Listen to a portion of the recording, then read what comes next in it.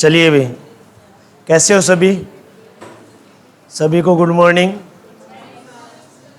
जैसा कि आप सभी को पता है, कंप्यूटर की कहानी में लास्ट टाइम हमने नया टॉपिक स्टार्ट किया था जिसका नाम था इनपुट डिवाइसेस। ठीक है, हार्डवेयर के संदर्भ में हम इनपुट डिवाइस की बात कर रहे थे और इनपुट डिवाइस को स्टार्ट करने के बाद में सबसे पहले हमने कीबोर्ड को स्टार्ट किया था। जिस प्रकार कल हमने डिस्कस किया था कि कीबोर्ड जो है वो 3 प्रकार का होता है। उसमें एक मानक कीबोर्ड होता है जिसको स्टैंडर्ड कीबोर्ड कहते हैं। उसके बाद में हमने बात करी थी मल्टीमीडिया कीबोर्ड के बारे में। तीसरा हमने डिस्कस किया था वर्चुअल यानी कि ऑन स्क्रीन कीबोर्ड के बारे में बातचीत करी थी। मानक कीबोर्ड के संदर्भ में हमने ये बातचीत करी थी कि इसमें लगभग 104 बटन होते हैं। पहला बटन एस्केप बटन होता है, अंतिम बटन एंटर यानी कि रिटर्न बटन होता है। अल्फ़ाबेट बटन की बात करूं तो पहला बटन क्यू होता है, लास्ट बटन एम होता है। वहीं पे एंटर बटन की अगर हम बात करें तो वो कीबोर्ड में 2 जगह मौजूद होता है। ठीक है, एक तो अल्फ़ाबेट बटन के पास में होता है, एक न्यूमेरिक कीपैड के पास में होता है जो कि अंतिम बटन होता है कीबोर्ड का। ठीक है, रिटर्न या एंटर बटन कहते हैं। तो हम बटन के बारे में बातचीत कर रहे थे, उसी संदर्भ में हमने टॉगल बटन की बात करी थी। टॉगल बटन वो बटन होते हैं जो कि बटन एक होता है, काम उसके द्वारा 2 किए जाते हैं, यानी कि ऑन तथा ऑफ होने वाले बटन, सक्रिय तथा निष्क्रिय होने वाले बटन। जब मैं कैप्स लॉक का एग्जाम्पल लेता हूं तो कैप्स लॉक जब ऑन होता है तो जब अल्फ़ाबेट कीज का कैप्स लॉक ऑन होने के बाद यूज़ किया जाता है तो वो सभी कैपिटल लेटर में टाइप होंगे। जब ऑफ होता है तो वो शॉर्ट लेटर यानी छोटी ABCD के अंदर टाइप होंगे। इसी प्रकार एक स्क्रॉल लॉक होता है, एक नम लॉक होता है और एक लास्ट बटन कौन सा होता है? कैप्स लॉक होता है। नम लॉक, कैप्स लॉक और स्क्रॉल लॉक होता है। ये तीनों के तीनों टॉगल बटन में होते हैं। कहाँ तक हमने कर लिया था? ये नेविगेशन बटन वाला टॉपिक भी हमने कर लिया था। ठीक है, ये नेविगेशन कीज ये कर ली थी हमने। होम की के बारे में मैंने बता दिया था, लाइन की शुरुआत में ले जाता है। एंड की जो होती है लाइन के अंतिम स्थान पे ले जाता है। पेज अप, पेज के सबसे ऊपरी हिस्से पे ले जाएगा। पेज डाउन, पेज के सबसे नीचे वाले हिस्से में आपको ले जाएगा। वहीं पे हमने बात करी थी कि माउस का एक तो होता है पॉइंटर और एक वर्टिकल लाइन होती है जो ब्लिंक करती हुई लाइन होती है। इसको क्या कहा जाता है? कर्सर कहा जाता है। और नेविगेशन की कर्सर को ही आगे पीछे ऊपर नीचे करती है। वहीं पे ये जो एरो कीज होती है इनके 4 अलग अलग सिंबल होते हैं। ऊपर वाले का नाम क्या होता है? Up arrow button. क्या नाम होता है इसका? ये वाला कौन सा हो जाएगा? Down arrow button. ठीक है, डाउन, ये एन है भी लास्ट वाला, डाउन एरो बटन। ठीक है, ये वाला कौन सा हो जाएगा? आपके लेफ्ट में है तो लेफ्ट एरो बटन हो जाएगा। ये आपके राइट में है तो राइट एरो बटन हो जाएगा। ये चारों एरो बटन के नाम है। ठीक है, कल हमने नेविगेशन कीज या नेविगेशन बटन करे थे कीबोर्ड के संदर्भ में, उसमें ये नाम लिखवाना मैं भूल गया था।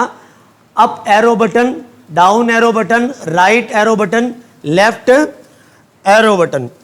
कीबोर्ड के खेल में अगला जो बटन है वो है प्रिंट स्क्रीन की या print screen button.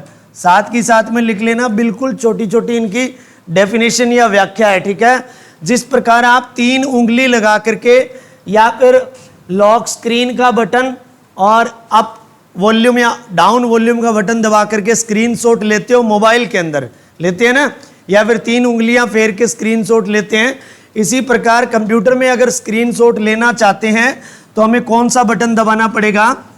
Print screen button दबाना पड़ेगा। समझ आई बात? क्लियर है? ये लिख लो, प्रिंट स्क्रीन की या प्रिंट स्क्रीन बटन स्क्रीनशॉट लेने के लिए, स्क्रीनशॉट लेने के लिए। आगे बढ़े भाई, आगे देखो। नेक्स्ट जो है उसका नाम है कॉम्बिनेशनल बटन या मॉडिफायर कीज। कॉम्बिनेशनल कीज या इसी का दूसरा नाम होता है मॉडिफायर कीज, जिसको हिंदी में बोलते हैं संयोजित बटन या संयोजन बटन। संयोजन का मतलब होता है अकेले नहीं दबाए जा सकते। ये कॉम्बिनेशनल मॉडिफायर या संयोजन बटन 3 होते हैं, एक एल्ट होता है, एक कंट्रोल होता है, एक शिफ्ट होता है। इनको कॉम्बिनेशनल संयोजन या मॉडिफायर बटन क्यों कहा जाता है? क्योंकि ये अकेले इस्तेमाल नहीं किए जा सकते, अकेले इस्तेमाल नहीं किए जाते, नहीं किए जाते। यानी कि ये लाइन लिख लेना जो लिख रहा हूं मैं, यानी कि किसी ना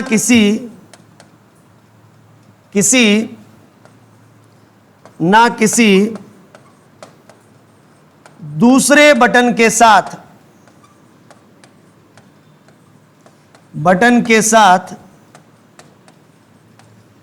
मिलाकर इस्तेमाल किया जाता है, या फिर मिलाकर भी छोड़ देंगे शब्द तो भी काम चल जाएगा, ठीक है। बटन के साथ मिलाकर इस्तेमाल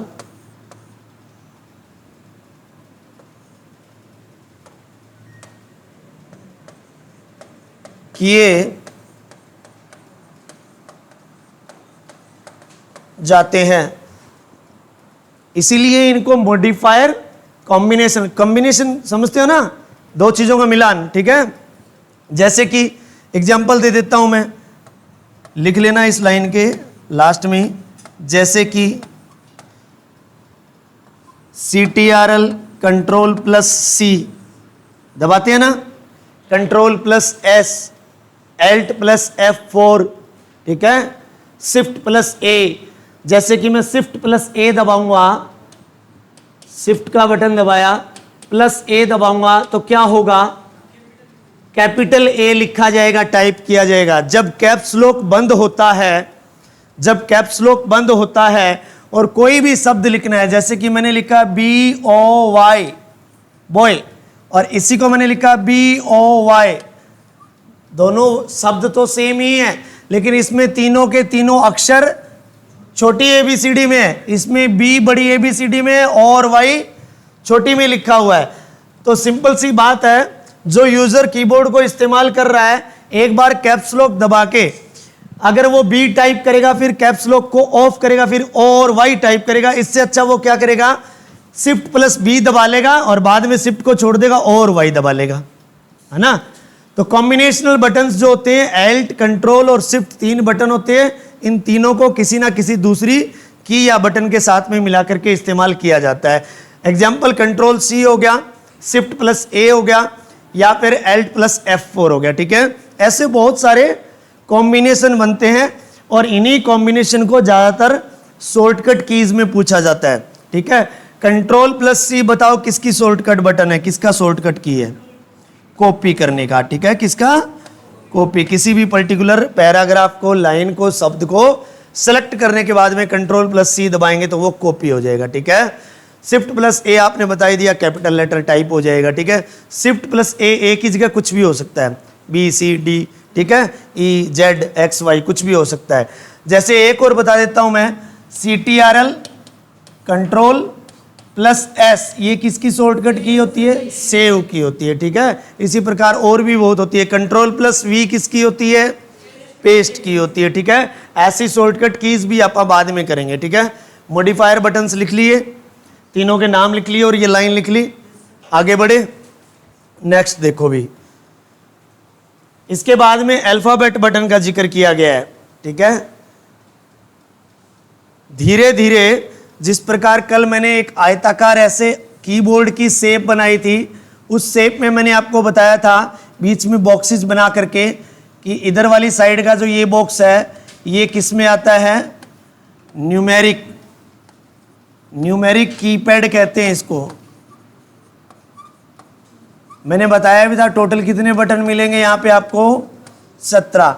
इस एरिया में जो बटन होते हैं, इन बटन का नाम होता है अल्फाबेट कीज या बटन। कुल कितने अल्फाबेट होते हैं अंग्रेजी में? 26 ही बटन मिलेंगे आपको, ठीक है। अल्फाबेट कीज ए से लेकर जेड तक होती है और कुल संख्या इनकी कितनी होती है? 26 होती है। अल्फाबेट कीज में सबसे पहला बटन यहाँ पे क्यू होता है, सबसे अंतिम बटन यहाँ पे एम होता है। इन्हीं अल्फाबेट कीज के बगल में बिल्कुल यहाँ पे आपको कीबोर्ड पे एंटर बटन मिलेगा, ये भी मैंने आपको बताया था। एक एंटर बटन यहाँ मिलेगा, ठीक है, और इसी का दूसरा नाम क्या होता है? रिटर्न की होता है या रिटर्न बटन होता है। समझ में आई बात? पूरे कीबोर्ड पे जो 104 बटन है अलग अलग जगह जो जमाए गए हैं, व्यवस्थित किए गए हैं, उन्हीं को आप कर रहे हैं, ठीक है। सबसे पहले आपने कौन सी चीज करी थी? टॉगल बटन किए थे। टॉगल बटन जो है यही न्यूमेरिक कीपैड जो होता है उसमें एक बटन होता है जिसका नाम होता है नम लॉक, वो किया था ना हमने, ठीक है। एक तो ये नम लॉक किस कैटेगरी में आता है? टॉगल बटन की कैटेगरी में आता है। एक ये न्यूमेरिक कीपैड में भी आता है, अभी टोटल 17 में इसकी काउंटिंग होती है, ठीक है ना। ये भी ध्यान रखना, ये आएगा, ये न्यूमेरिक कीपैड मैंने अगला बता रखा है ये, ठीक है। इसके अलावा एक यहाँ के कुछ बटन है उनका जिक्र किया था मैंने, और यहाँ 4 बटन थे उनका जिक्र किया था। यहाँ वाले तो कौन से थे? नेविगेशन बटन थे, जिनके अंदर चारों तो वो आ गए आपके, up arrow, down arrow, right arrow और लेफ्ट एरो।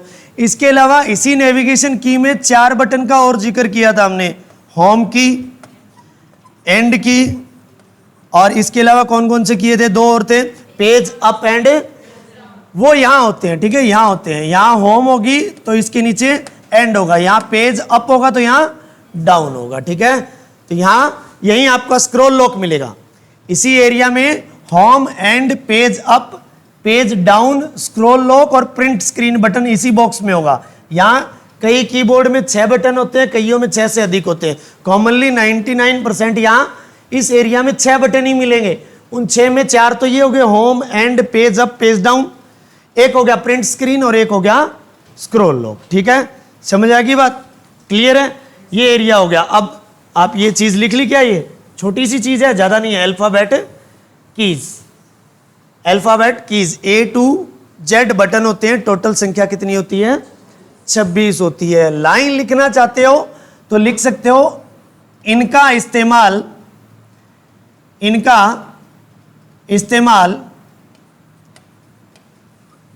इंग्लिश या हिंदी, अब देखो इन्हीं बटन से हिंदी टाइप की जाती है अभी, ठीक है, इन्हीं, ठीक है। इनका इस्तेमाल इंग्लिश या हिंदी के अक्षरों को, इनका इस्तेमाल इंग्लिश या यानी अंग्रेजी या हिंदी के अक्षरों को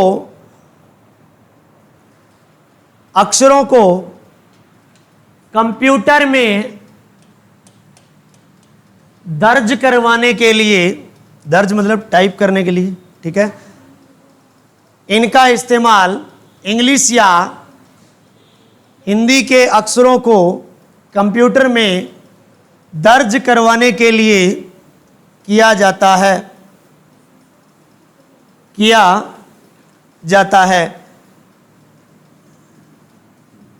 अगला है इसमें न्यूमेरिक कीपैड, ये नाम यहाँ पे मैंने लिखा था, मिटा दिया, NUMERIC, न्यूमेरिक कीपैड। कुल संख्या 17 होती है, ये 17 लिखा हुआ है यहाँ पे, ठीक है। कीबोर्ड के कौन सी साइड में होगा? दाईं तरफ होगा, राइट साइड ऑफ कीबोर्ड। सारे के सारे न्यूमेरिक कीपैड कहाँ होगी? दाईं साइड होगी। टोटल काउंटिंग इनकी होगी 17 होगी, ठीक है। 0 से लेकर 9 तक 10 तो वो हो गई। इसके अलावा एक नमलोक हो गया, इसके अलावा जमा का निशान, घटा का निशान, गुणा का निशान, डिवाइड का निशान, इस प्रकार की चीजें और होगी। स्टार होता है, डॉट भी होता है, ठीक है, इसके अंदर जो, हाँ एंटर भी इसी में आता है। ये कुल 17 होंगे, गिन लेना कभी भी, 17 होंगे, ठीक है। Numeric keypad, right side of keyboard, total 17। लिख लो, एक ही लाइन लिख लो इसके बारे में, न्यूमेरिक कीपैड के बारे में। ये चीज उतार ली हो तो, ये चीज उतारने के बाद में, अगर ये चीज इसकी उतार ली हो तो इसके बारे में एक लाइन लिख लो। न्यूमेरिक कीपैड का इस्तेमाल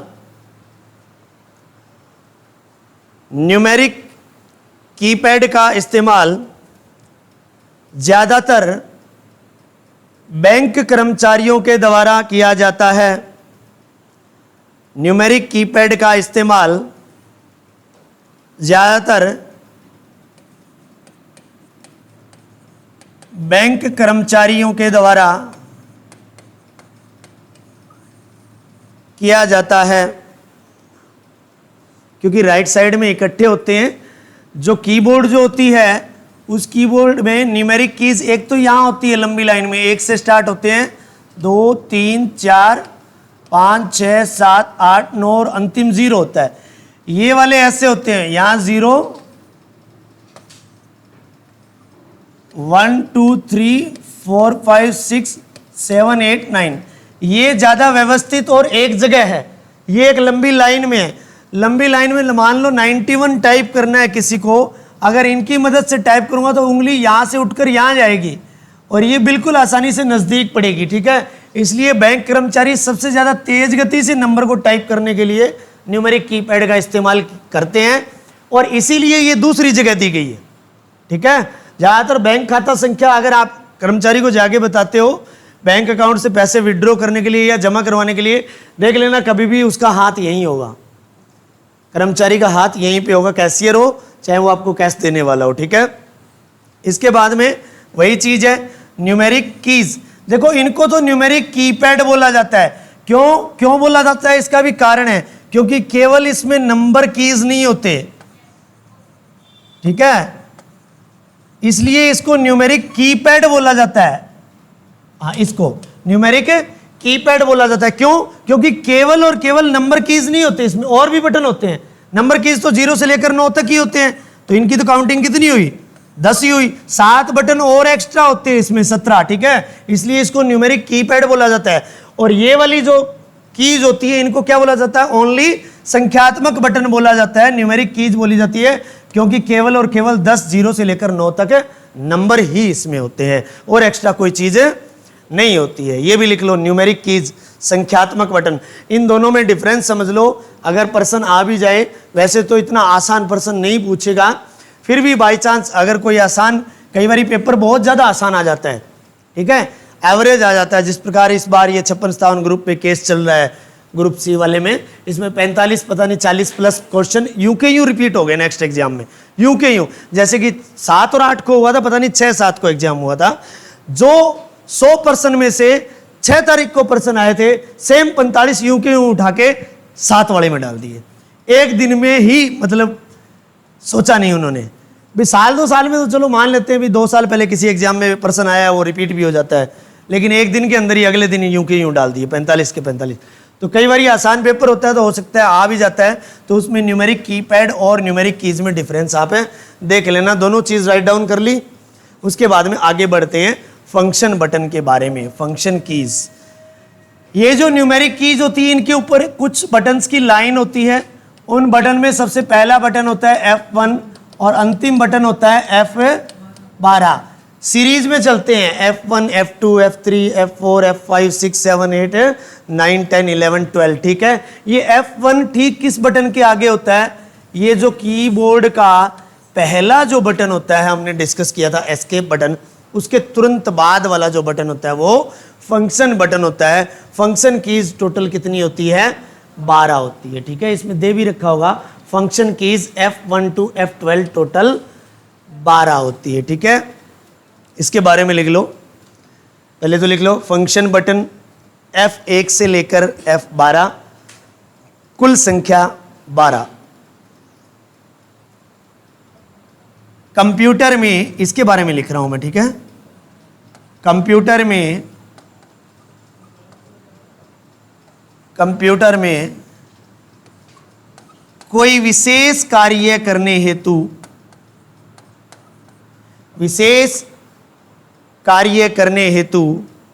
फंक्शन बटन का इस्तेमाल किया जाता है। या विशेष कार्य की जगह हम यूं भी लिख सकते हैं विशेष कमांड देने के लिए। ठीक है, कमांड भी एक निर्देश ही होता है। ठीक है, कंप्यूटर में विशेष कार्य करने हेतु फंक्शन बटन का इस्तेमाल किया जाता है। फंक्शन बटन का इस्तेमाल किया जाता है। अब आपके नोट्स में ना यहीं पे ही फंक्शन बटन कंप्लीट हो जाएंगे, ये स्पेस बैक स्पेस ये चीज़ बाद में करवा दूंगा। पहले मैं फंक्शन कीज़ की एक्सप्लेनेशन बता देता हूँ। F1 क्या काम करता है, F2 क्या काम करता है, F3 क्या काम करता है, ऐसे ही F12 तक। अगर मैं F1 बटन की बात करूँ तो आप भी उसी टॉपिक के संदर्भ में उसी के नीचे लिख लो जो ये डेफिनेशन लिखवाई है ना मैंने, कि भी फंक्शन बटन कोई विशेष कार्य करने के लिए इस्तेमाल होते हैं। उसी के नीचे ऐसे एक एरो लगा के या कोई पॉइंट बना के लिख लो फंक्शन बटन का एक्सप्लेनेशन या फंक्शन कीज एक्सप्लेनेशन। सबसे पहले हम लिख लेंगे F1। F1 मदद के लिए इस्तेमाल किया जाता है, ठीक है, हेल्प के लिए।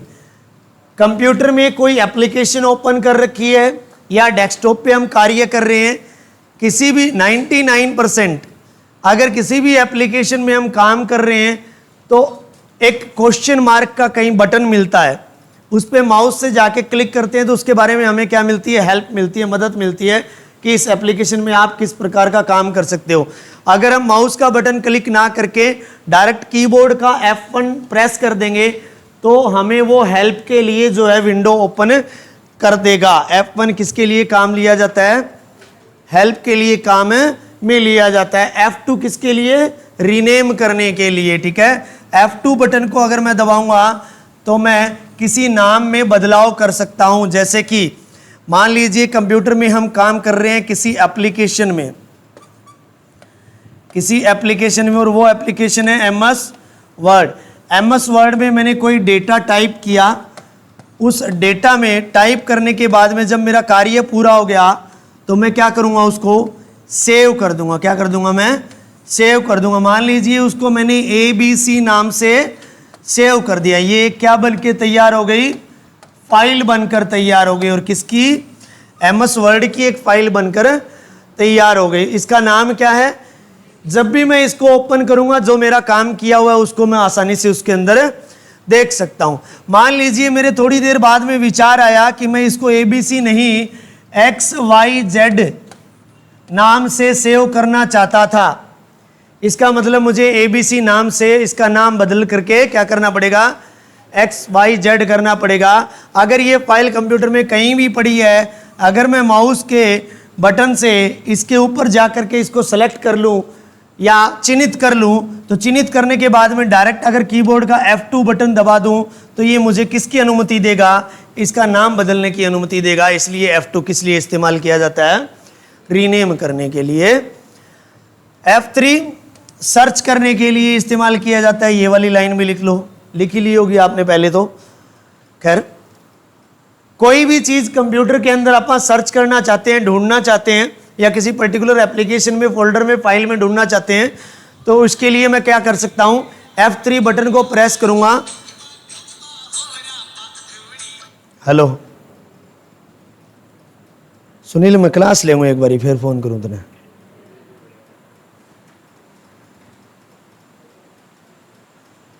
ठीक है, F3 यानी कि किसी पर्टिकुलर फाइल या फोल्डर को मैं कंप्यूटर में सर्च करना चाहता हूं, ढूंढना चाहता हूं, उसके लिए मैं फंक्शन कीज का F3 बटन इस्तेमाल करूंगा। ठीक है, नेक्स्ट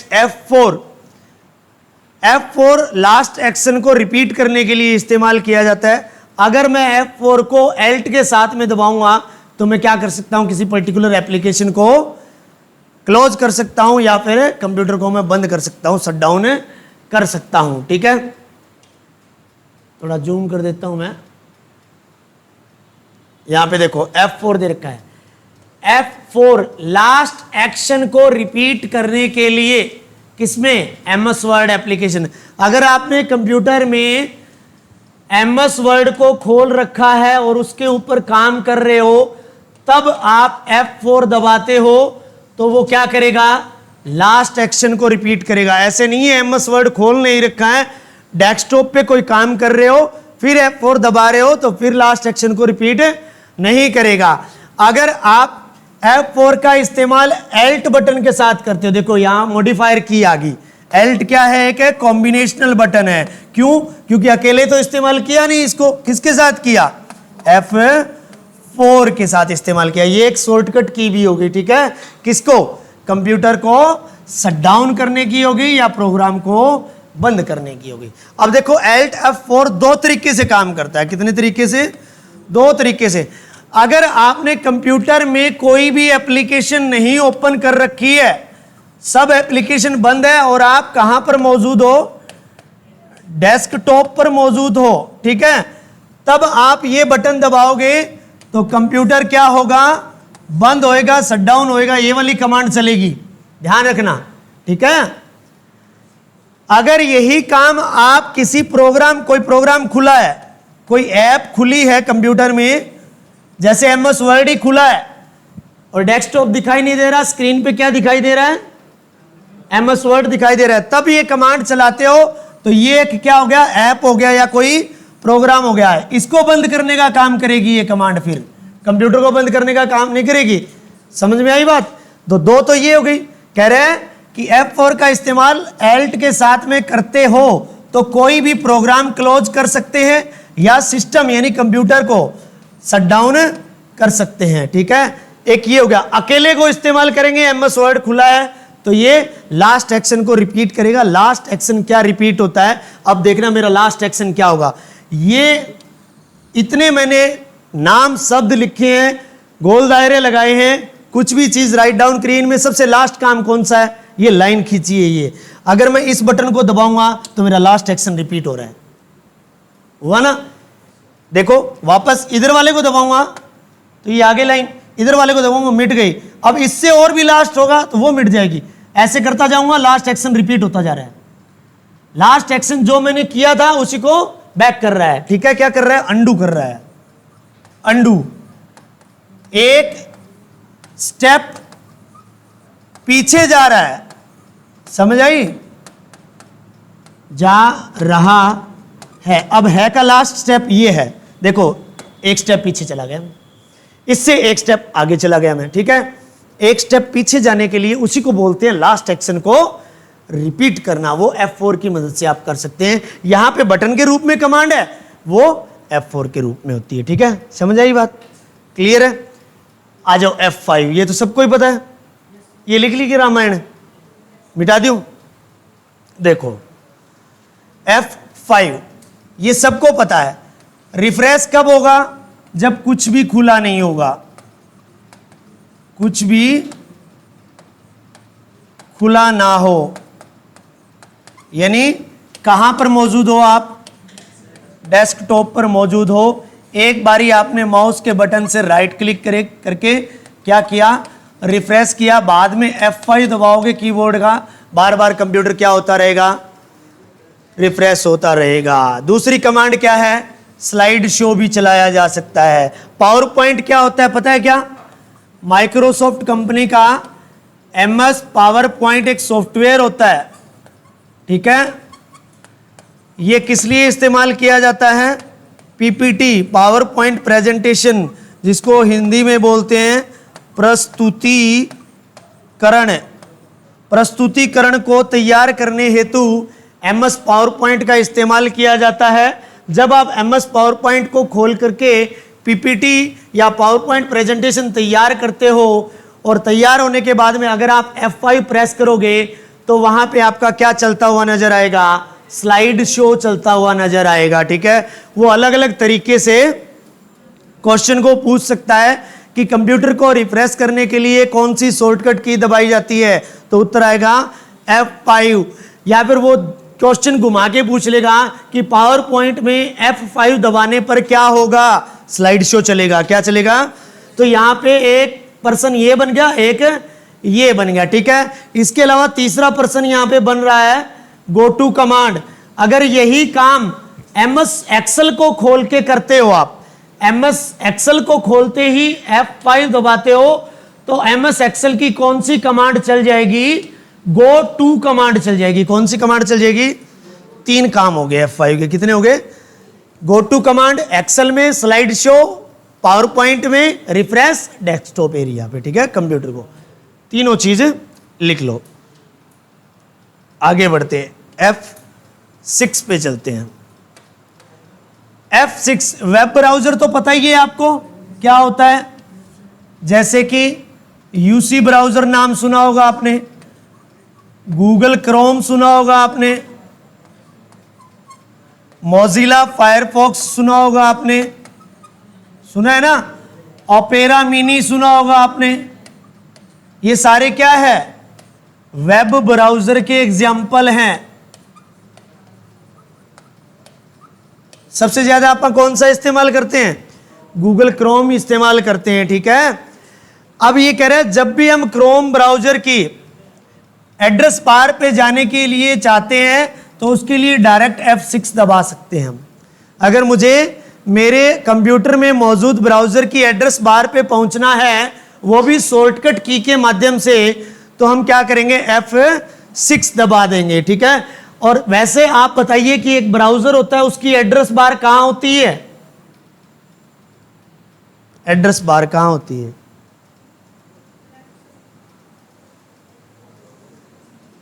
देखो पहले तो मैं आपको एक चीज समझाता हूं, वो चीज समझनी बेहद जरूरी है आपके लिए। याद रखना नंबर 28, ठीक है।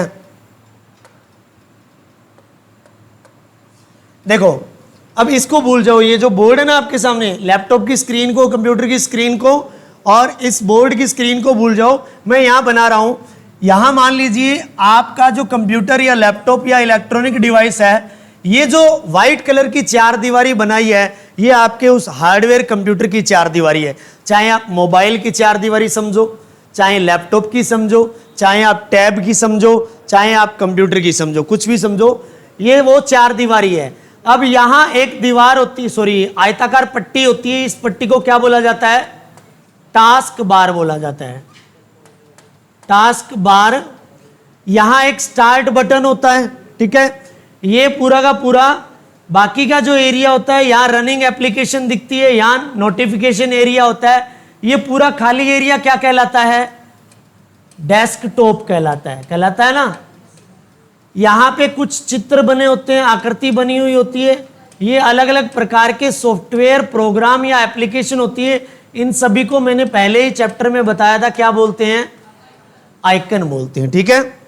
अब मान लीजिए कि मैं कुछ भी ओपन करना चाहता हूं, ये कोई आइकन था, किसी पर्टिकुलर एप्लीकेशन या सॉफ्टवेयर का था, उसका नाम मान लेता हूं मैं MS वर्ड मान लेता हूं, ठीक है। जब इस पे डबल क्लिक करूंगा या राइट क्लिक करके ओपन करूंगा तो ये खुल जाएगा ना। ये दो तरीके से दिखेगा मेरे को, या तो फुल स्क्रीन पे दिखेगा, ठीक है, फुल स्क्रीन पे दिखेगा ये, यानी पूरी स्क्रीन को ढक लेगा, इसका डेस्कटॉप एरिया मेरे को नहीं दिखने देगा, पीछे के जितने भी आइकन है, सॉफ्टवेयर या प्रोग्राम वो नहीं दिखेंगे, केवल और केवल क्या दिखेगा मुझे, MS वर्ड दिखेगा, ऐसे पूरे एरिया में खुला हुआ। अब इस चार दीवारी को मान करके मैं यहां MS वर्ड का हुलिया बना रहा हूं, मैं मान लेता हूं पूरी चार दीवारी के सट के ये खुल गया क्या, MS वर्ड, यहां पूरा का पूरा फिट दिख रहा है, ठीक है। अब यहां पे ऊपर का जो एरिया होता है ना, इस एरिया में ऐसे तीन बटन होते हैं ना, यहां पे कुछ नाम होता है एप्लीकेशन का, एक छोटी सी बार होती है। इस एरिया को किसी भी एप्लीकेशन की क्या कहते हैं, टाइटल बार कहते हैं इसको, ठीक है, टाइटल बार। यहां पे काम करने योग्य एरिया होता है, व्हाइट पेपर होता है, व्हाइट एरिया होता है जहां पे वर्क किया जाता है, यूजर के द्वारा टाइप किया जाता है, रिपोर्ट बनाई जाती है, ठीक है। इसी प्रकार जब MS वर्ड को ओपन किया तो ये दो तरीके से खुलता है, एक तो फुल स्क्रीन पे, एक जब हम बीच वाले बटन पे क्लिक कर देते हैं तो इसका साइज क्या हो जाता है, छोटा। जैसे कि मान लो इस स्क्रीन में बना देता हूं मैं, ऐसे हो जाता है ना कई बारी। इसमें क्या है कि आधे में तो क्या दिख रहा है, MS वर्ड दिखाई दे रहा है, आधे में पीछे डेस्कटॉप भी दिखाई दे रहा है। समझ आई बात, क्लियर है ना। अब ये जो चीज खुली हुई है और ये चीज जो खुली हुई है, ये एक आयताकार डब्बे में खुली हुई है, ठीक है। इसकी शेप क्या होगी, आयत के आकार की होगी, ठीक है। समझ आई बात, कोई भी सॉफ्टवेयर खुलता है वो आयताकार ही खुलता है ना। जैसे कि मान लीजिए अभी जैसे कि ये मेरा कंप्यूटर है, इस कंप्यूटर के अंदर मैंने क्या किया, ये मेरा डेस्कटॉप एरिया है। अब सारी डेस्कटॉप एरिया पे ऐप दिखाई दे रही है ना।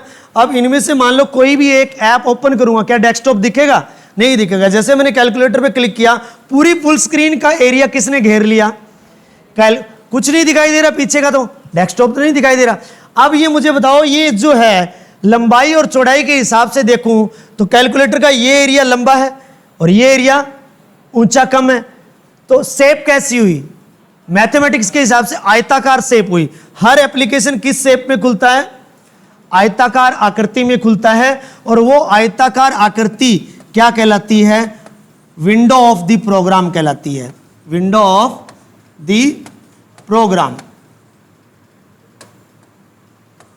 Window of the program. यानी कि जो प्रोग्राम मैंने खोला है, कौन सा प्रोग्राम खोला है, एमएस वर्ड खोला है, इस प्रोग्राम की क्या है, ये विंडो है। कौन सी, आयताकार विंडो, आयताकार आकृति है, ठीक है। वो विंडो को नहीं जो आपने घर में खिड़की हो है, वो नहीं, ठीक है, ये विंडो होती है।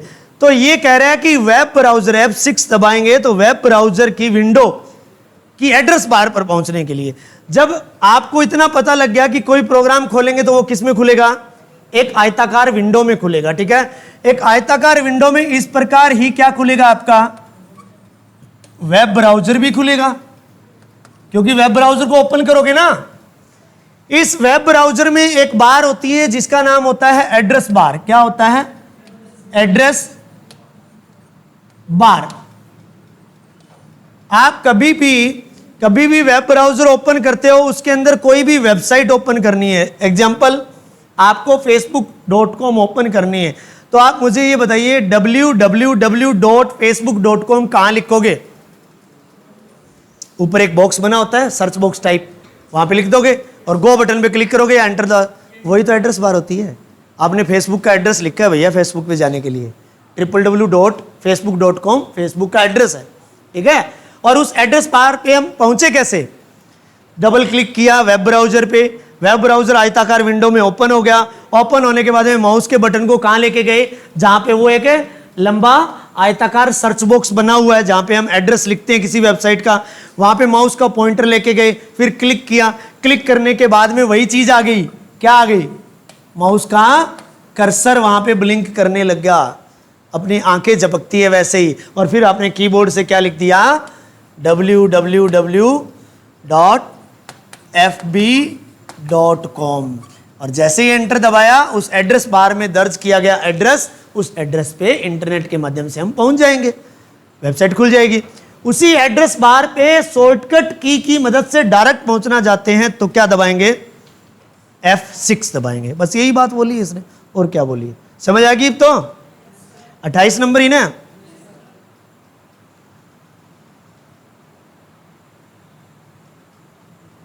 देखो यही चीज इसमें बता रखी है, वेब ब्राउजर में एड्रेस बार पर जाने के लिए या पहुंचने के लिए मेन चीज, इतनी लंबी चौड़ी रामायण तुम्हें सिर्फ एड्रेस बार क्या होती है वो समझाने के लिए मैंने छेड़ी थी। उसके बाद में देखो F7, F6 संपूर्ण आगे समझ में, क्या कोई दिक्कत कौन है। F7 कहता है स्पेलिंग तथा ग्रामर को चेक करने के लिए किसका इस्तेमाल किया जाता है, वही बात आ गई। अगर मैं एमएस वर्ड की बात करूं, या फिर कोई भी वर्ड प्रोसेसिंग सॉफ्टवेयर की बात करूं जिसमें मैं शब्दों के ऊपर कार्य कर रहा हूं, शब्दों को टाइप करके पैराग्राफ बना रहा हूं, वाक्य बना रहा हूं, उस दौरान गलतियां होनी जाहिर सी बात है। और गलतियां दो प्रकार की होती है किसी भी भाषा में, एक स्पेलिंग की, एक ग्रामर की। जैसे कि मान लीजिए हिंदी या अंग्रेजी में आपने एक वाक्य बोला और उसमें 10 शब्द थे, ठीक है, शब्दों के जोड़ को ही वाक्य कहते हैं ना, 2 या 2 से अधिक शब्द मिलाकर वाक्य बनता है, ऐसा हिंदी की डेफिनेशन हमने छोटे थे तब पढ़ी थी, 6ठी 7वीं 8वीं क्लास में, ठीक है ना। तो 10 शब्दों का एक वाक्य आपके पास है, उस वाक्य में किस प्रकार की गलतियां हो सकती है, 2 मेजर गलतियां हो सकती है कि 10 जो शब्द हैं उस वाक्य में किसी शब्द की आपसे स्पेलिंग गलत हो सकती है ना, या फिर उन 10 शब्दों को आपने ऐसे व्यवस्थित नहीं किया कि उनका ढंग से मतलब नहीं बन रहा, ठीक है। जैसे कि मान लीजिए हमने एक वाक्य बोला ही इज ए बॉय, ठीक है, अगर बॉय की स्पेलिंग गलत कर दी तो वो तो स्पेलिंग एरर हो गई। अगर उसको ही ए इज बॉय बोल दिया तो कौन सी एरर होगी, ग्रामर की एरर होगी। ग्रामर के शब्दों को सही व्यवस्थित नहीं किया, इज को आगे ले गए, ए को पहले ले आए, बल्कि हमें बोलना था ही इज ए बॉय, ठीक है, हमने बोल दिया ही ए इज बॉय, कोई मतलब नहीं बन रहा ढंग से, ठीक है ना। तो मतलब ग्रामेटिकल एरर चेक करने के लिए और स्पेलिंग एरर चेक करने के लिए जहां पे हम शब्दों के जोड़ से वाक्य बना रहे हैं, और ऐसा काम अक्सर हम एमएस वर्ड के अंदर करते हैं। एमएस वर्ड में हम कोई पैराग्राफ टाइप कर सकते हैं, कोई स्टोरी लिख सकते हैं, कोई बुक टाइप कर सकते हैं, एप्लीकेशन लिख सकते हैं, बहुत से कार्य हम कर सकते हैं। डॉक्यूमेंट से संबंधित सभी कार्य कहाँ किए जाते हैं? वर्ड प्रोसेसिंग सॉफ्टवेयर में किए जाते हैं। और वर्ड प्रोसेसिंग सॉफ्टवेयर में से एक वर्ड प्रोसेसिंग सॉफ्टवेयर का एग्जाम्पल है एमएस वर्ड। ठीक है, वहां पे जाहिर सी बात है 2 तरीके की गलतियों का सामना आपको करना पड़ेगा, स्पेलिंग और ग्रामर की गलती वहां आएगी। और पूरा पैराग्राफ 10, 20, 30, 40 पेज आपने टाइप कर रखे हैं, अगर स्पेलिंग और ग्रामर की एरर चेक करना चाहते हो तो आप F7 की डायरेक्ट दबा सकते हो, नहीं तो इसका माउस से भी जाने का जरिया है वहां तक पहुंचने का। ठीक है, लेकिन हम यहां पे फंक्शन कीज की बात कर रहे हैं। क्लियर है? स्पेलिंग की जो एरर होगी वो ये नई चीज मैं आपको बता देता हूं। एमएस वर्ड में अगर स्पेलिंग की कोई गलती आती है और जो शब्द है उसकी स्पेलिंग गलत है, उसके नीचे आपको लाल रंग की इस प्रकार की जिग जैग लाइन दिखाई देगी। जिग जैग का मतलब समझे? पैडी क्यों कर चले है, ऊपर नीचे, ठीक है, एक स्टेप मीन जिग जैग बोला। जिग जैग मतलब एक बार नीचे जाना, एक बार ऊपर नीचे, ऊपर इतना। ठीक है, ऐसी जिग जैग लाइन होगी। ठीक है, वो स्पेलिंग एरर के नीचे होगी। ठीक है, अगर ग्रामेटिकल एरर की मैं बात करूं तो हरे रंग की लाइन होगी, जिगजैग। जिस वाक्य शब्द के नीचे हरे रंग की जिगजैग लाइन होगी वो ग्रामर एरर है, लाल रंग की है वो स्पेलिंग की गलती है। ठीक है, ये एमएस वर्ड चैप्टर आएगा तब डिटेल में मैं बता दूंगा। बाकी इन दोनों को चेक भी करना चाहते हो तो किससे करेंगे आप? F7 से करेंगे। ठीक है, आगे बढ़ते हैं। F8 ये लिख लिया गया। F7 स्पेलिंग तथा ग्रामर की गलती चेक करने के लिए। F8 को एमएस वर्ड में अगर मैं 2 बार दबा दूंगा तो किसी भी पर्टिकुलर शब्द को क्या कर सकता हूं? मैं सिलेक्ट कर सकता हूं। समझ आई बात? 3 बार दबा दूंगा तो जो शब्द है किस वाक्य में, उस पूरे वाक्य को सिलेक्ट कर लेगा वो। ठीक है, समझ आई बात? जैसे कि मान लो एक लाइन लिख रखी है, उस लाइन में 4 शब्द हैं। ठीक है, और हमारा वर्तमान समय में माउस का कर्सर यहां पे है, इस वाक्य के बीच में है और इस शब्द के नजदीक है। 2 बार दबाऊंगा तो इसी शब्द को ये क्या कर लेगा? सेलेक्ट कर लेगा। 3 बार दबा दूंगा तो ये शब्द जिस वाक्य में, उस पूरे वाक्य को ही सेलेक्ट कर। ठीक है ना, समझ में आई बात? ये लाइन पूरी लिख लो। F8 एमएस वर्ड में 2 बार F8 को दबाने से शब्द को सिलेक्ट किया जा सकता है। ठीक है, अगला है F9। ईमेल तो समझते हो आप? इलेक्ट्रॉनिक मेल, इसका पूरा नाम होता है इलेक्ट्रॉनिक मेल। इसका ईमेल नाम क्यों हुआ? क्योंकि पहले जो मेल का मतलब होता है संदेश, मैसेज। ठीक है, मेल को हमें मैसेज या संदेश कहते हैं। पहले पुराने जमाने में संदेश कैसे? तार आता था, आज भी जाता है वैसे तो, डाकिया लेके जाता है ना, डाक। हर प्रकार के संदेश कितनी भी दूरी से हो पहले डाक के द्वारा ही आते थे, तार बोलते थे उसको। ठीक है, तार आया है, डाक आई है। ठीक है, जब इसको डिजिटल रूप में इलेक्ट्रॉनिक डिवाइस का इस्तेमाल करके डिजिटली सॉफ्ट कॉपी के रूप में भेजा जाने लगा, तब जाकर के इसका इलेक्ट्रॉनिक मेल या इलेक्ट्रॉनिक मैसेज नाम पड़ गया। ईमेल पिछली या उससे पिछली क्लास में मैंने आपको बताया था। बताइए ईमेल किसकी देन है? बताओ। रे टॉमलिंसन। मैंने बताया था, याद रखा करो। इतना तो यार मैं 1-1 साल तक कौन पढ़ूं तो भी मेरा इतना तो याद रही जाए थे भी तो रट्टो मारो 8 बार एक किताब ने पढ़ दो, एक नोट्स ने जिंदगी भर कदे कौन भूलोगा। सिर्फ एक बार रिवीजन मारना पड़ेगा, वापस रिकवर हो जाती है ना चीज़ें। यानी कि जिस प्रकार किसी पर्टिकुलर चीज़ की आप प्रैक्टिस करते हैं और 1-2 साल तक लगातार हमने प्रैक्टिस करी, और प्रैक्टिस के बाद में अगर बाई चांस 1 महीने 2 महीने तक वो छूट गई प्रैक्टिस, तो ये तो जाहिर सी डेफिनेट बात है कि हम भूलेंगे। हर कोई इंसान भूलता है इस चीज़ को। जिस प्रकार हम प्रीवियस क्लास के सभी सब्जेक्ट को भूल जाते हैं जब नई क्लास में एंटर कर जाते हैं, तो ये तो नॉर्मल सी बात है। माइंड का सेटअप और दिल दिमाग का सेटअप ऐसा ही बना हुआ होता है, हम चीज़ों को भूल जाते हैं। हर कोई भूलता है, हर एक के साथ होता है। लेकिन अगर लगातार जी लगा के 1-2 साल तक ढंग से प्रैक्टिस आपने करी है, बढ़िया तरीके से आपने चीज़ों को पढ़ा है, उसके बाद में 1-2 महीने का गैप लगने के बाद में एक छोटा सा रिवीजन भी आप लोगे तो आपके माइंड में वो पुरानी चीज़ें जो 2 साल तक लगातार आपने रिपीट करी है वो यहाँ आगे पिंच होगी कि मैंने उस महीने में तो ये टॉपिक पढ़ा था, उस टाइम ये चीज़ करी थी, वो सारी रिकवर होनी शुरू हो जाएगी, फिर वापस से आप तरोताज़ा हो जाओगे। तो ये चीज़ करने की आप कोशिश किया करो। मैं आपको पढ़ाता हुआ भी मैंने भी कम से कम 6-7 महीने बाद ये चीज़ रिपीट करी है, तो मेरे को भी 2 दिन पहले पढ़ी हुई चीज़ आपके साथ ही पढ़ा है रे टॉमलिंसन वाला, तो मेरे को याद रखी। ऐसे ही आप थोड़ी सी दिमाग को किताब में और क्लास में रखने की कोशिश किया करो, कहीं और दूसरी जगह रखने की कोशिश मत किया करो। ईमेल की शुरुआत रे टॉमलिंसन, ठीक है, रे टॉमलिंसन, ठीक है। एक और बंदे का नाम बताया था मैंने, सबीर भाटिया, फ्री ईमेल सेवा प्रदान करने वाला बंदा, ये दोनों चीज बताई थी मैंने, ठीक है। रे टॉमलिंसन ईमेल की शुरुआत और सबीर भाटिया सर्वप्रथम फ्री ईमेल सेवा प्रदान करने का काम है, भारतीय था ये, ठीक है, इस बंदे ने किया। F9 लिख लिया, ईमेल को भेजने तथा प्राप्त करने के लिए, ईमेल को भेजने तथा प्राप्त करने के लिए क्या होगा, F9 का इस्तेमाल होगा। F10 जब मेन्यू पर जाना हो या मेन्यू बार पर पहुंचना हो या उसको एक्टिव करना चाहता हूं तो मैं F10 दबाऊंगा। मेन्यू या मेन्यू बार क्या होती है पता है क्या? पूरे होटल में वो मेन्यू मिला करे वो को नहीं है, ठीक है। कदे सोचता हो पिज्जा बर्गर कोई चीज़ ऑर्डर कर दिया, वो नहीं है।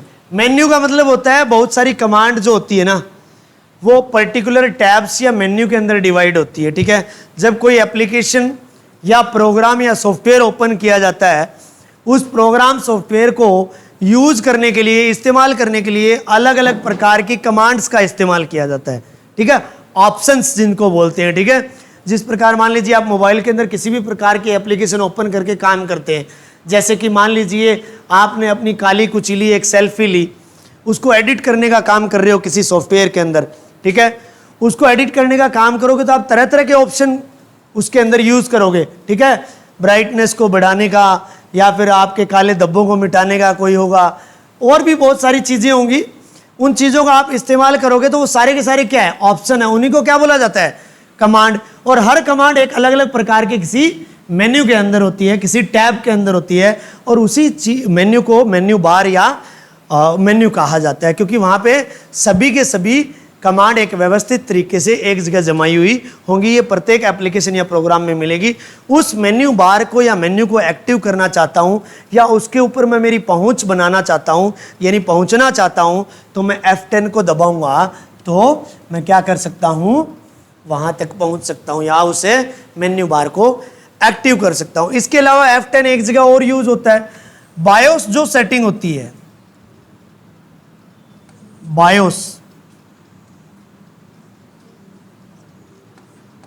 बायोस सेटिंग जो होती है, इसको सेव करने के लिए भी हम किसका प्रयोग करते हैं, F10 का प्रयोग करते हैं। बायोस क्या होती है, बायोस का पूरा नाम है basic input output system. BIOS setting को अगर मैं सेव करना चाहता हूं तो F10 का इस्तेमाल कर सकता हूं। बेसिक इनपुट आउटपुट सिस्टम ही होता है ना, सिस्टम ही होता है, नहीं S4 याद है किसी को? मेरे हिसाब से तो सिस्टम ही होता है, बेसिक इनपुट आउटपुट सिस्टम, ठीक है। ये बायोस का पूरा नाम होता है। और ये जो बायोस सेटिंग होती है, बायोस क्या होता है, इसके अंदर मुख्य रूप से आपको एक तो फर्मवेयर मिलेगा,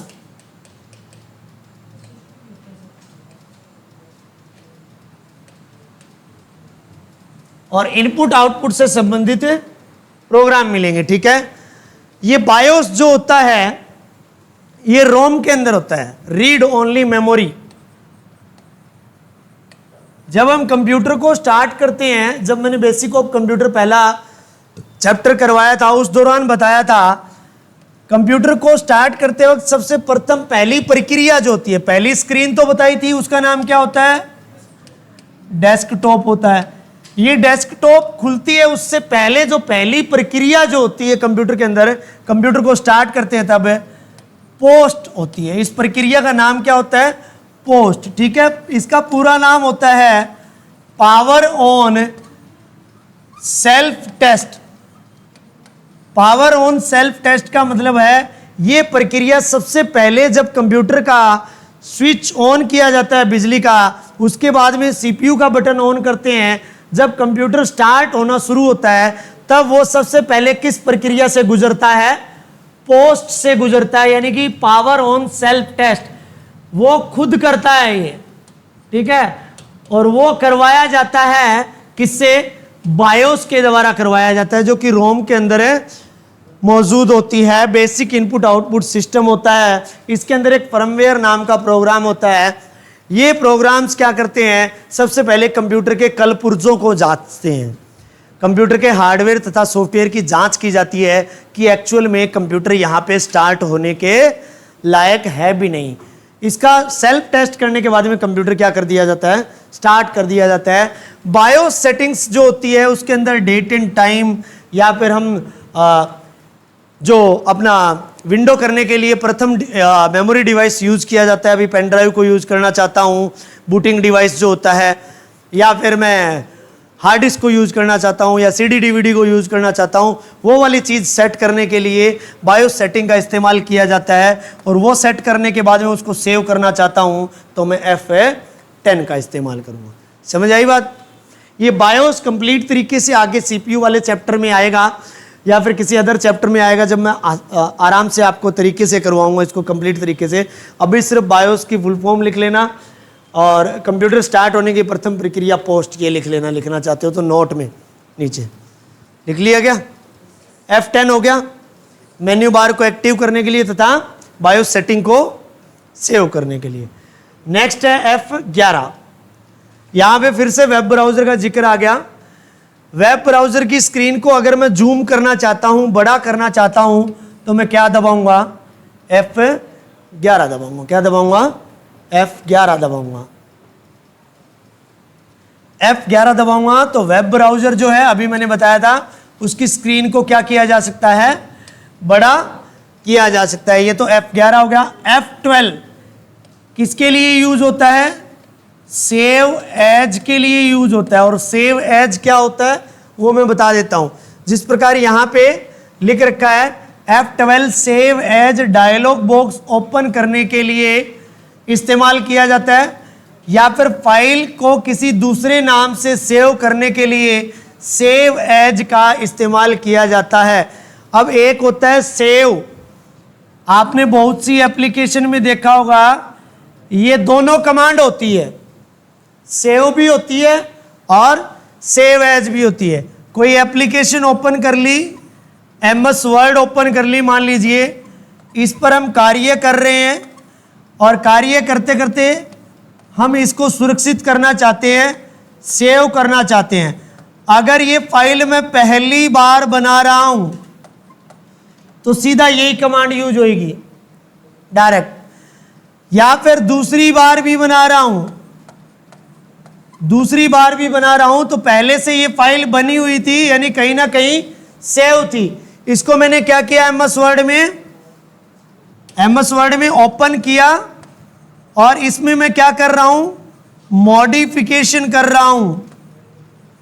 समझ आई बात? मॉडिफिकेशन क्या होता है? कुछ बदलाव कर रहा हूं, कुछ नई चीज जोड़ रहा हूं या नई चीज पुरानी चीज को घटा रहा हूं, कम कर रहा हूं। ठीक है, यानी कि इसमें बदलाव करने के बाद में अगर मैं डायरेक्ट सेव कर दूंगा, जो पुरानी फाइल है उसमें मान लीजिए कुल 10 लाइनें लिखी हुई थी, मैंने नई फाइल इसमें मॉडिफिकेशन करके 2 लाइन डिलीट कर दी, 8 लाइन हो गई। फिर सेव बटन दबा दिया, क्लोज कर दिया, नेक्स्ट टाइम ओपन करूंगा तो 8 ही लाइन मिलेगी, क्योंकि मॉडिफाई करके मैंने सेव किया है। लेकिन मैं क्या चाहता हूं कि मैंने इस फाइल को 10 दिन पहले ABC नाम से सेव किया था और कुल 10 लाइनें थी। मेरे ये 2 लाइनें भी काम की है, और मैं जहां ऑफिस में काम करता हूं मेरे बॉस ने ये 10 लाइनों की फाइल 10 दिन पहले मेरे से बनवाई थी, ठीक है, और उसको ये फाइल भी जरूरत थी, और रिकॉर्ड के लिए मान लीजिए कि मेरी नौकरी पे खतरा ना आ जाए, इसलिए मैं ये फाइल भी सुरक्षित रखना चाहता हूं। और बॉस ने आज मुझे बोल दिया उसी फाइल को एडिट करके 2 लाइनें डिलीट कर दो और 8 लाइनें बना करके ले आओ। मैं क्या करूंगा, 10 लाइन वाली फाइल को ओपन करूंगा, ओपन करने के बाद में 2 फाइलें डिलीट करूंगा और 8 लाइन को फाइनल करके फाइल मेन्यू में जाऊंगा और सेव एज कमांड पे क्लिक करूंगा, क्योंकि ये जो सेव की हुई फाइल थी जो 10 लाइनों वाली, वो कहीं ना कहीं कंप्यूटर में सुरक्षित पड़ी है किसी जगह पे पहले ही, उसको ही मैंने ओपन कर रखा है। सेव एज कमांड क्या करती है, मेरे लिए save as dialog box open करेगी और वो ये पूछेगी कि इस फाइल में जो आपने 2 लाइनें डिलीट करके 8 लाइनें रखी है, आप किस लोकेशन, किस दूसरी लोकेशन पे सेव करना चाहते हो। मान लीजिए एक लोकेशन ए थी, वहां तो मैंने इसको सेव कर रखा था। जैसे ही सेव एज डायलॉग बॉक्स खुला, मैंने इस फाइल का नाम XYZ दे दिया और इसको बी लोकेशन पे सेव कर दिया। तो फिर मेरे लिए सेव एज कमांड क्या करेगी, ये 10 लाइनों वाली जो पुरानी फाइल है इसको तो ए में सुरक्षित पड़ी रहने देगी, इसी फाइल का जो मॉडिफिकेशन किया गया रूप है वो बी लोकेशन पे इस नाम से सेव कर देगी। तो कुल कितनी फाइल बन गई, 1 से 2, यानी कि पुरानी फाइल को किसी दूसरे नाम से सेव करने के लिए सेव एज का इस्तेमाल किया जाता है, ठीक है। पहले कोई फाइल बनाई, उसको ओपन किया, मॉडिफिकेशन किया, सेव एज करेंगे तो किसी दूसरी जगह पे नए नाम से वो सेव हो जाएगी। ये तो मैंने बताया कि फाइल मेन्यू में जाके सेव एज कमांड होती है, उस पर माउस से क्लिक करके ये काम कर सकते हैं। डायरेक्ट ही सेव एज डायलॉग बॉक्स खोलना हो तो क्या दबा दूंगा, F12 दबा दूंगा। आई समझ में बात, क्लियर है। एक भी छोटो मोटो भी डाउट हो तो बताओ कौन ही। अब ये F12 के बाद की चीज जो है वो बाद में करेंगे, माउस ही आ गया इसके बाद में तो दूसरा, तो इसका मतलब कीबोर्ड को कंप्लीट ही करवा देता हूं, कल माउस से स्टार्ट करेंगे। F12 लिख लिया भाई, F12 के बाद में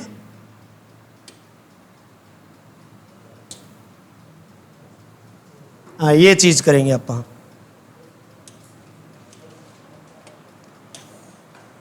फंक्शन की यहां टोटल 12 लिख ली होगी आपने यहां तक, इसके बाद में यहां से शुरू किया होगा, ठीक है। ये छोटी सी ये 3 चीजें और बची है, ये मैं आपका कंप्लीट ही करवा देता हूं, ठीक है। फंक्शन कीज के बाद में अगला लिखो स्पेस की, जिसको बोलते हैं स्पेस बार, सबसे बड़ा बटन, सबसे बड़ी की होती है कीबोर्ड में, सबसे बड़ा बटन यही होता है, ठीक है। खाली जगह छोड़ने के लिए, खाली स्थान छोड़ने के लिए किसका इस्तेमाल किया जाता है, स्पेस बटन का इस्तेमाल किया जाता है, और कीबोर्ड में सबसे बड़ा बटन भी यही होता है, ठीक है।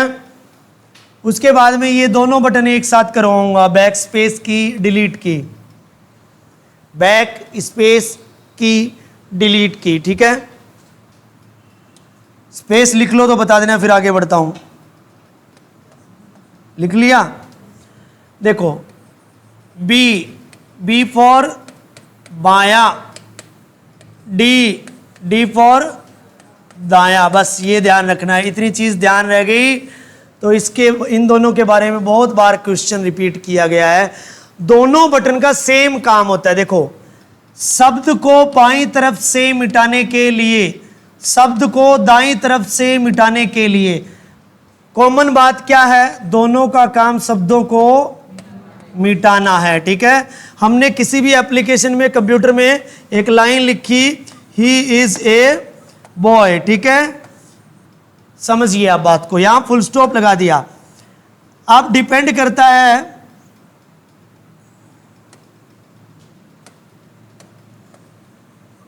अब डिपेंड करता है कि आप इनमें से कोई शब्द मिटाना चाहते हैं, मतलब डिलीट करना चाहते हैं। मान लीजिए मैं कंप्लीट बॉय शब्द को मिटाना चाहता हूं। अब डिपेंड करता है कि आपका माउस का कर्सर कहां है, ठीक है। अब जब मैं यहां से टाइप करना मैंने शुरू किया तो माउस का कर्सर कहां होगा? सबसे अंतिम स्थान, फुल स्टॉप के बाद भी। अब इस कर्सर की दाईं तरफ बताइए कौन सी है? ये है दाईं तरफ, है ना? आपकी दाईं, कर्सर की दाईं, आपकी बाईं, कर्सर की बाईं साइड हो जाएगी, ठीक है। अब मुझे बताइए बैक स्पेस कौन सी साइड के शब्दों को मिटाने का काम करता है? अगर मैं यहां कीबोर्ड का बैक स्पेस बटन दबाता हूं तो कर्सर की बाईं तरफ वाले शब्द मिटेंगे। पहले क्या मिटेगा? फुल स्टॉप, फिर वाई, फिर ऐसे मिटता जाएगा। अगर मैं डिलीट दबाऊंगा तो कौन सा मिटेगा? क्या कर्सर की दाईं तरफ कुछ है? अभी कुछ है ही नहीं। अगर मैं कर्सर को यहां ले आऊं, यहां लाने के बाद में इधर भी शब्द लिखे हुए हैं, इधर भी शब्द लिखे हुए हैं। अगर मैं यहां पे डिलीट दबाऊंगा तो इधर वाला मैटर मिटाने का काम करेगा। अगर मैं बैक स्पेस दबाऊंगा तो इधर वाला मैटर मिटाने का काम करेगा। सिंपल सी बात है। बी फॉर बायां, B for backspace, B for बायां, B for backspace, D for delete, D for दायां। नाम से ही पता लग रहा है।